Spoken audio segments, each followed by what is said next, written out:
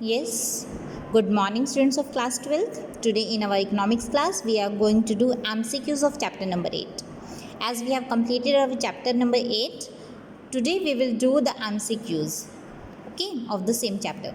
So first question is, the stock of skill and expertise of a nation at a point of time. जो nation के पास expertise और skill का stock है किसी भी एक दिए हुए वक्त पर, it is known as it is human capital. So its answer will be B. Okay, social infrastructure नहीं होता, फिजिकल कैपिटल नहीं होता, इसमें से कोई भी नहीं, ऐसा नहीं है. So it is human capital. Human capital is the stock of skill and expertise of a nation at a point of time. Next one, which of the following is the problem of human capital formation? Human capital formation में इसमें से कौन सी ऐसी चीज़ है जो problem करती है? Brain drain, low academic standard, rising population. All of these creates problem in the human capital formation in India. So its answer will be all of these. The ability to read and write, किसी के पढ़ने और लिखने की ability is known as, yes क्या होगी? Education. Human capital education नहीं कहलाएंगी, ह्यूमन कैपिटल नहीं, इट इज़ लिटरेसी. क्या होगी ये? लिटरेसी, साक्षरता. Which of the following organisation is engaged in designing text material? इनमें से कौन सी ऐसी ऑर्गेनाइजेशन है जो टेक्स्ट मटेरियल डिज़ाइन करती है for the senior secondary level, up to the senior secondary level, मतलब +2 तक का? कौन सी ऐसी ऑर्गेनाइजेशन है जो ये बताती है कि क्या क्या उसके अंदर टेक्स्ट मटेरियल में होना चाहिए? So it is NCERT. NCERT decide करती है कि टेक्स्ट कैसा बनेगा, क्या क्या सिलेबस के अंदर इंक्लूड किया जाएगा. The responsibility of direction and control of higher education is with. Higher education को डायरेक्ट और कंट्रोल कौन सी ऑर्गेनाइजेशन करती है? देखिए, गवर्नमेंट ऑफ इंडिया नहीं, डिपार्टमेंटल ऑफ हायर एजुकेशन नहीं, university grants commission. It is a commission which controls और direct the higher education. Higher education means college वगैरह की जो एजुकेशन होगी. Who is responsible for the implementation of rules and regulation for technical education?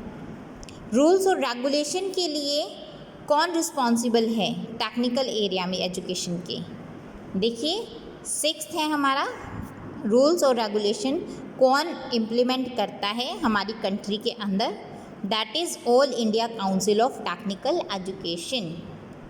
Next one, 2011 के census के according the literacy rate is rural India is about. Literacy rate क्या था 2011 के दौरान? It is 69%. Alright. Female literacy rate India के अंदर कितना रहा है? It is 66%. Okay. Overall literacy rate India में कितना है? It is 74%. ओके, ये ध्यान रखिएगा. Human capital formation leads to, human capital formation से क्या होता है? एफिशिएंट यूटिलाइजेशन ऑफ इनपुट्स, बिल्कुल. Increase in the stock of physical capital, no. Increase in GDP growth, बिल्कुल. ह्यूमन कैपिटल फॉर्मेशन से जीडीपी हमारी इंक्रीज होती है. बोथ ए एंड सी, ए और सी दोनों सही हैं, तो इसका आंसर रहेगा D, A and C. Okay. Next है information and concept based questions. ये क्वेश्चंस बहुत इजी हैं. देखिए, first one is define human capital. Human capital को डिफाइन करना है. It refers to the stock of skill and expertise of a nation at a point of time. यहाँ पर जो आपका फर्स्ट MCQ था, सेम वही एज इट इज़ आप लिख सकते हैं. What is meant by human capital formation? Human capital formation refers to the process of adding. Human capital में जब हम और ज़्यादा स्टॉक ऐड करते हैं, वो क्या बन जाती है? हमारी ह्यूमन कैपिटल फॉर्मेशन.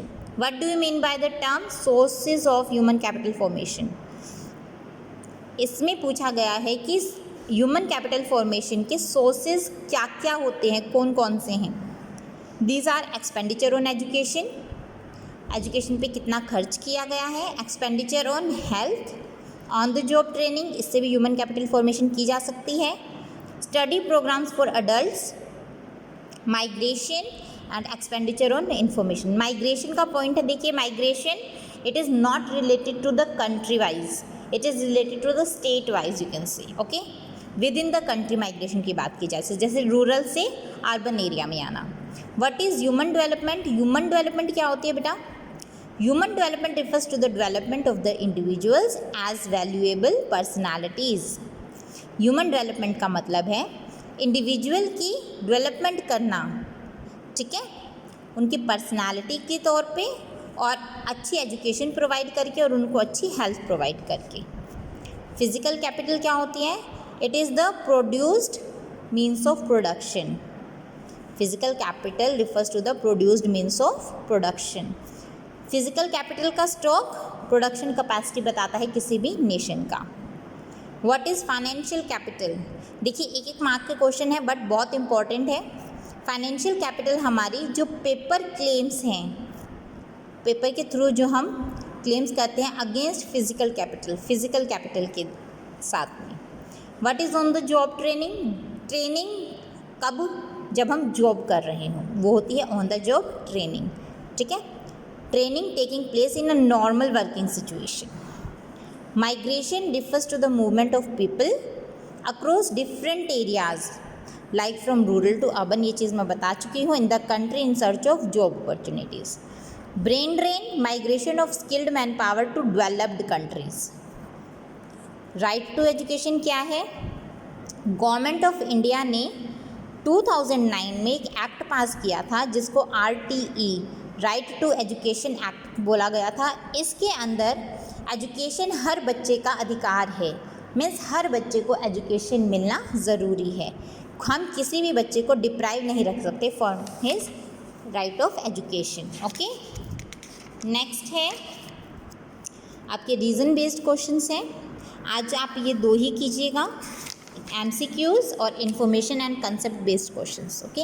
इनको अच्छे से पढ़िएगा, अच्छे से याद कीजिएगा। अगर यहाँ पे भी कोई कन्फ्यूजन आती है तो इसके बारे में पूछिएगा, okay. So that's all for today. Thank you बेटा।